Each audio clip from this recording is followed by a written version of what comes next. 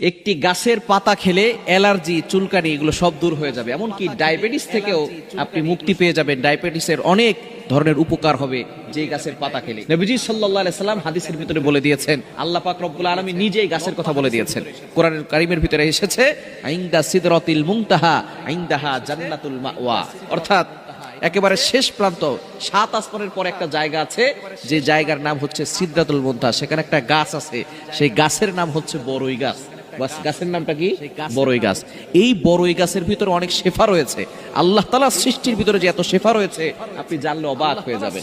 এই বড়ই গাছের ব্যাপারে নবীজি সাল্লাল্লাহু আলাইহি সাল্লাম জানিয়ে দিয়েছেন, এই গাছের পাতা আপনি চিবিয়ে, অর্থাৎ এটা যদি রস বের করে আপনি খেতে পারেন, আল্লাহ তাআলা আপনার জন্য অ্যালার্জি এবং চুলকানি দূর করে দিবে এবং ডায়াবেটিসের জন্য খুবই উপকারী। সুতরাং এটা খেলে আল্লাহ পাক রব্বুল আলামিন আপনাকে সুস্থতার নিয়ামত দান করে দিবেন।